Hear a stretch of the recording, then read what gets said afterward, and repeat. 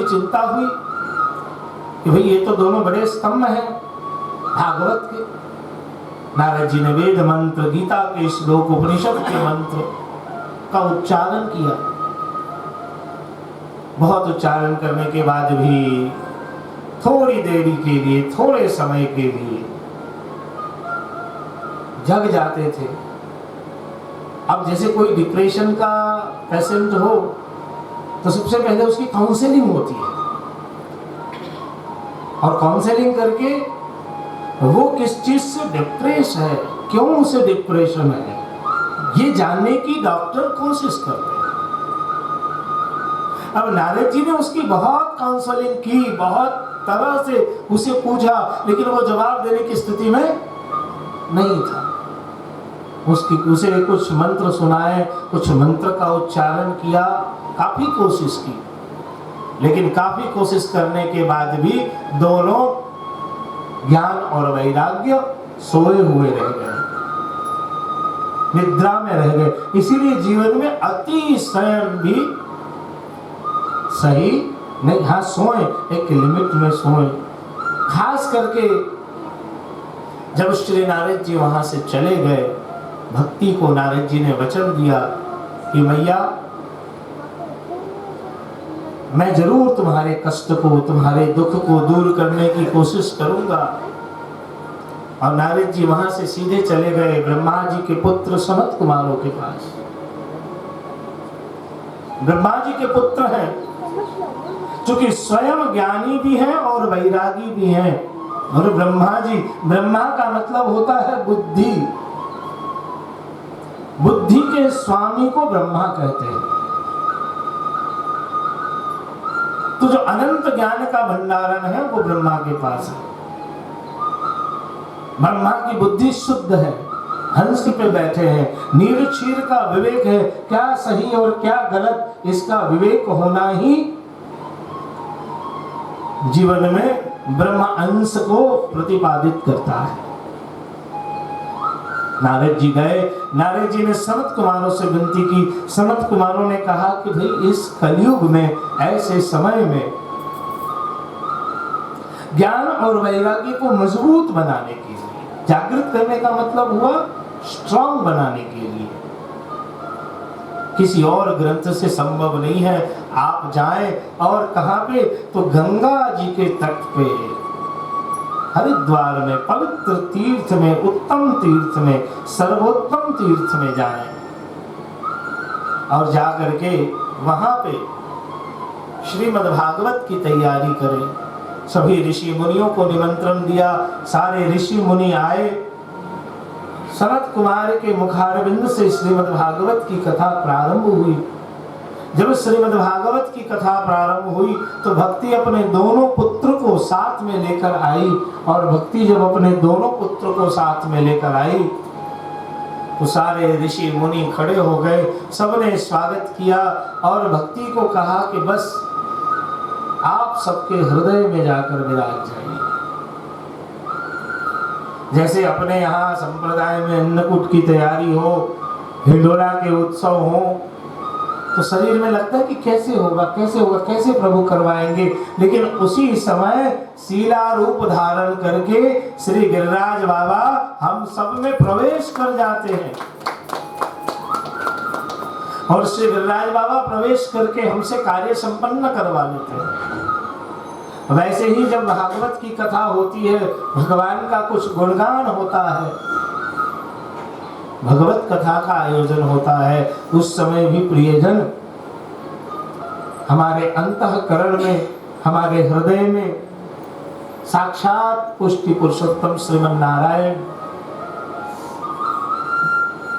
अपने दोनों पुत्रों को लेकर भक्ति पुष्टि पुरुषोत्तम की कृपा से दोनों पुत्र को लेकर आती है। भक्ति इसलिए अकेली नहीं आती क्योंकि भक्ति का अस्तित्व ज्ञान और वैराग्य के बिना अधूरा है। भक्ति का जो अस्तित्व है वो ज्ञान और वैराग्य पे आश्रित है। એટલે હું દરેક પુષ્ટિમાર્ગ વૈષ્ણવોને કહેતો જ હોઉં છું, હું દરેકને કહું છું કે શાસ્ત્રમ અવગત્ય મનોવાગ દેહે કૃષ્ણ સેવ્ય। શાસ્ત્રમ અવગત્ય, આજે તમે કે અમે અન્યાશ્રય કેમ કરીએ છીએ? કારણ કે આપણે ઠાકોરજી ઉપર આપણને દૃઢ ભરોસો નથી.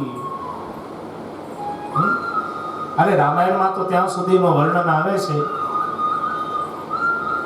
કે ભરદ્વાજ ઋષિ અને યાજ્ઞવલ્ક ઋષિ બંને हरिद्वार में प्रयागराज इलाहाबाद में विराजता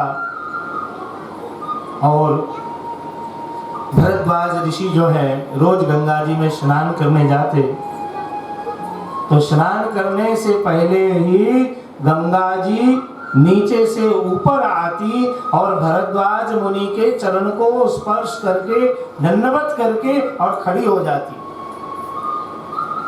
तो उस समय जो है भरद्वाज ऋषि स्नान करते।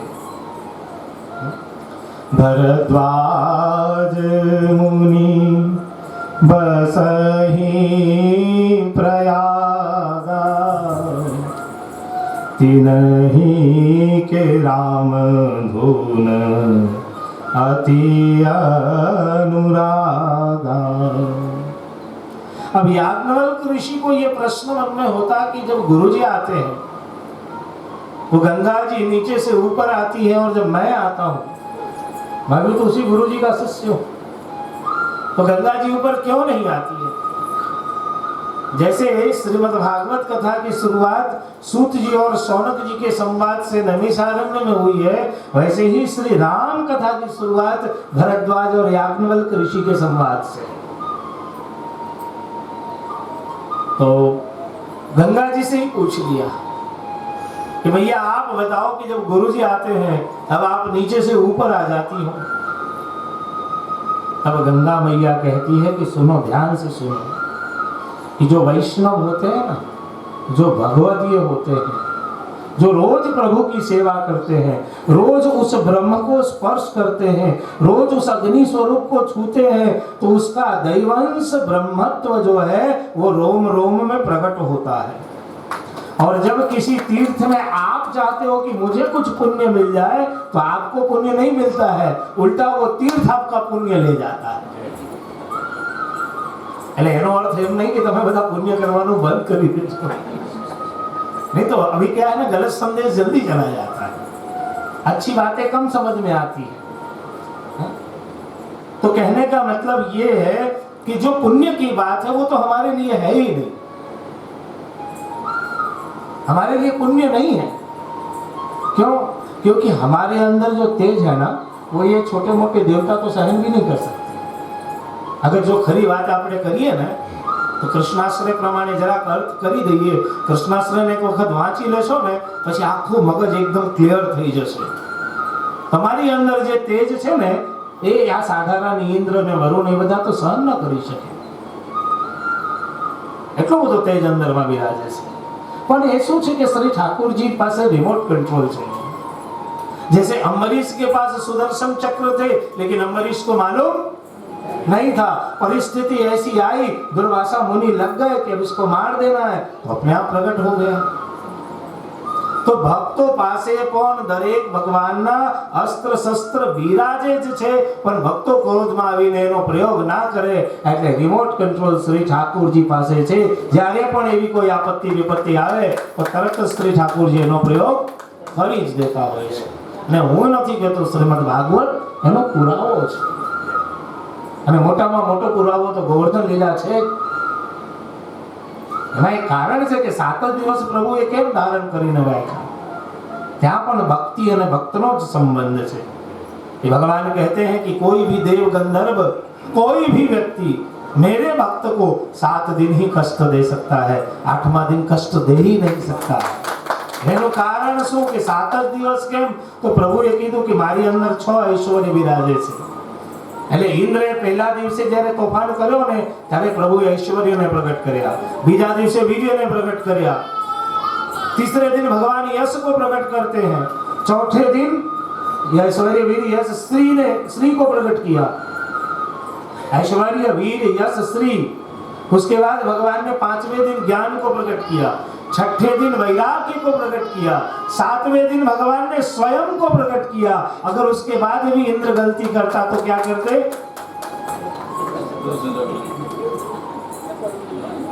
બસ એક જ તો કામ છે ભગવાન પાસે, બીજું છે શું?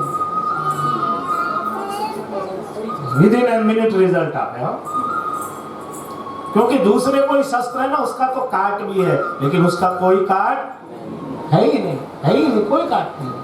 ब्रह्मास्त्र भी उसे नहीं रोक सकता है।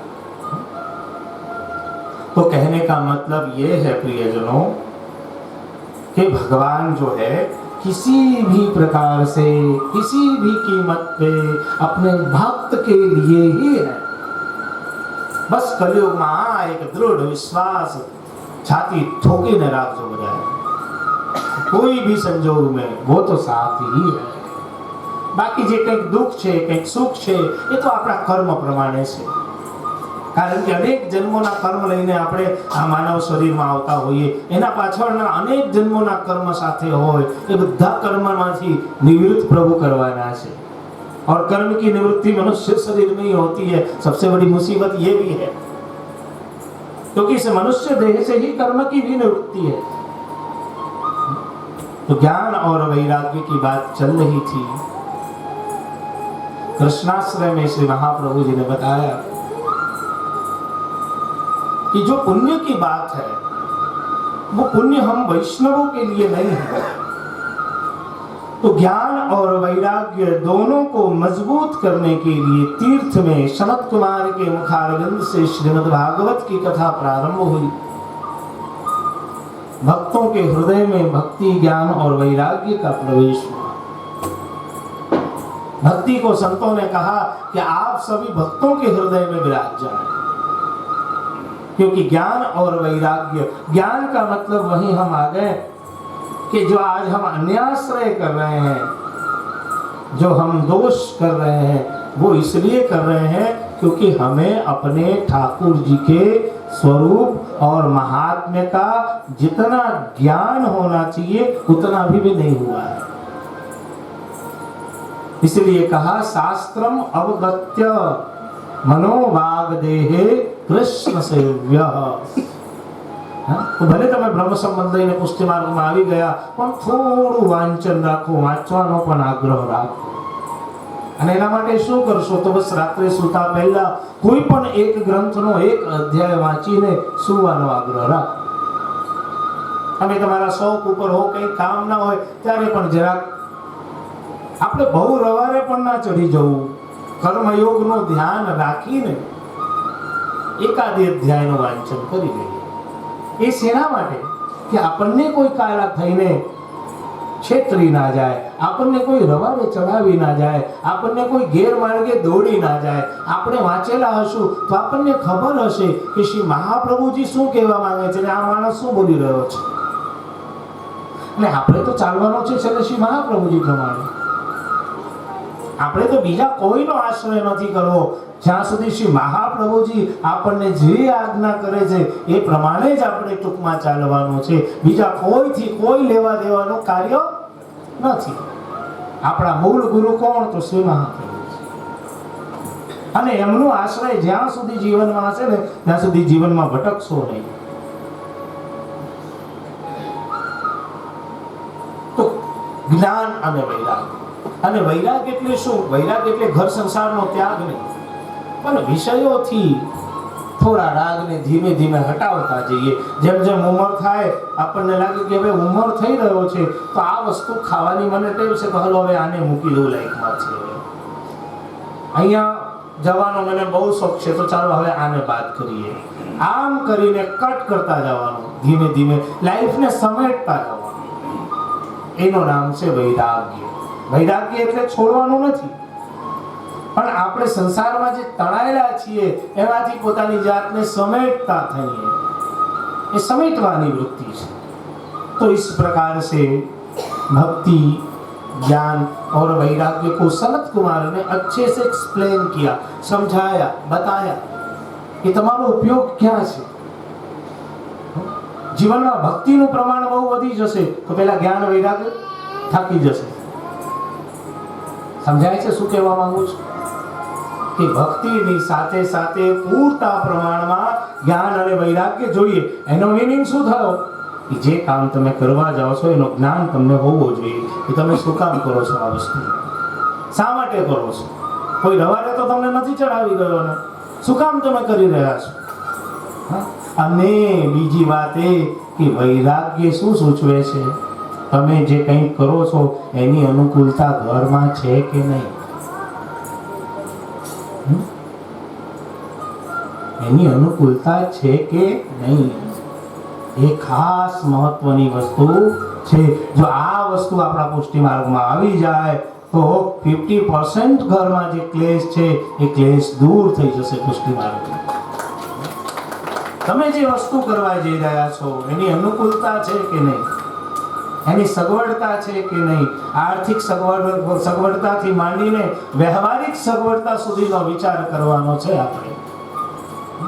અને પછી જો એવું નથી તો પછી મનને કોઈ રોકી શકશે નહીં. તમે સાંજે જાઓ ને ટેસ્ટથી આરામ કરો, હૃદયમાં નિકુંજ સિદ્ધ કરો, અને હૃદયના નિકુંજમાં જે મનોરથ તમારે બહાર કરવાનો હતો એ મનોરથને અંતર મનમાં કરો. ઠાકોરજીને વિશેષ પ્રસન્નતા આવશે. એનો પણ એક વ્યવસ્થા આપણે ત્યાં છે જ. તો આ પ્રમાણે ભક્તિ, જ્ઞાન અને વૈરાગ્યને સનત કુમારોએ ઉપદેશ કર્યો, અને ઉપદેશ કરીને એ ઉપદેશની અંદર જ સાથે સાથે भगवान कहते हैं कि तुंगभद्रा नदी के तट पे एक ब्राह्मण का निवास है. ब्राह्मण का नाम है आत्मदेव. आत्मदेव की पत्नी है धुंधुली. दोनों की जोड़ी बड़ी अच्छी है. एक धर्म के मार्ग पे है तो एक भोग के मार्ग पे. आत्मदेव आत्म कल्याण के लिए जीता है और धुंधुली हमेशा कुतर्क करती है. उसे सभी विषयों में शंका है कि ऐसा तो क्यों ऐसा. घણા એમ પ્રશ્ન કરે કે આપણે ગિરરાજજીમાં દૂધ ચડાવવાનું, આ દૂધ પગમાં આવે. दूध पगमा है बराबर है, पर एक बार तो उस दूध को पैर में डाल के तो देख कि आनंद क्या है. पगमा है तो बराबर है. अरे भाई, જ્યારે તમે શ્રી गिरिराजजी पूजा करते हो आप, उस समय गिरिराज बाबा आपको नंद महोत्सव का सुख देना चाहते हैं कि वो नंद महोत्सव में दही दूध से गोपियों ने नहा लिया था, और नहाने के बाद जो उसकी मानसिक स्थिति थी, आज તમે સ્નાન કરે ને दूध दही थी, કેવું લાગ્યું સ્નાન પછી? तो दूध, दही, घी और मध से ठाकुर जी जैसे नहाते हैं वैसे हम सबको भी नहाना है. भले हमको घृणा होती है, पर एक बार नहा करके तो देखो. आज भले આપણે બાથરૂમમાં ટોયલેટમાં નાહીએ છીએ, હું તમને બહુ ગેરંટીથી કહું છું કે તમે એકવાર શુદ્ધ ગંગાજીમાં નહા કરકે દેખો. નહાતાની સાથે એટલા તમે એનર્જેટિક થઈ જશો જેની કોઈ લિમિટ નહીં હોય. કારણ કે અમે પોતે કોણ, જ્યારે બહુ નબળાઈ આવી જાય, માનસિક રીતે અકળામણ થઈ જાય, ત્યારે સ્પેશિયલી ગંગાજી જતા હોઈએ નાહવા માટે, ને કલાક દોઢ કલાક સુધી સ્નાન કરીએ ને એટલે એકદમ એનર્જેટિક થઈને બહાર આવીએ. એટલે જે વસ્તુ છે એને એક વખત કરી તો જુઓ. આપણા વડીલો કરતા આવ્યા છે, આપણા કરતા એ લોકો વધારે બુદ્ધિશાળી હતા. આપણે તો ભણી ગણીને મૂર્ખ છીએ. हम सब पढ़ लिख करके मूर्ख हैं, और वो बिना पढ़े हुए बड़े बड़े धन्ना सेठ थे. बड़े बड़े वो धन्ना सेठ थे. तो कहने का मतलब क्या है कि आत्मदेव के साथ धुंधुली की जोड़ी है, और दोनों को कोई संतान नहीं. आत्मदेव को एक दर्शन होता है संत का. एक संत की मुलाकात होती है. नदी किनारे जा रहे थे, दोपहर का समय, बड़ी जोर से प्यास लगी. जल पीने के लिए नदी के तट पे गए, और नदी के तट पे जाने के बाद देखा कि एक कोई यति, कोई शुद्ध, कोई महात्मा खड़े हैं, कोई मनीषी खड़े हैं. मनीषी को देखते ही आत्मदेव को हुआ कि शायद मेरी जो पीड़ा है, जो तकलीफ है, उसे ये दूर कर देंगे. जा करके दंडवत प्रणाम किया, साष्टांग दंडवत प्रणाम किया, और संत को कहा कि मैं बड़ा भाग्यहीन और दुर्भाग्यशाली हूँ मैं जिस पेड़ को लगाता हूं उस पेड़ में कभी फूल नहीं आते, मैं जिस वृक्ष को लगाता हूं उसमें कभी फल नहीं आते। जो पशु मेरे यहाँ एक गैया है, गैया भी आज तक ब्याई नहीं है। और हमारे जीवन में धन की कमी नहीं, सम्मान की कमी नहीं, खूब लक्ष्मी है, लेकिन कोई भोगने वाला संतान आज तक नहीं हुआ। महाराज धन तो बहुत है मेरे पास।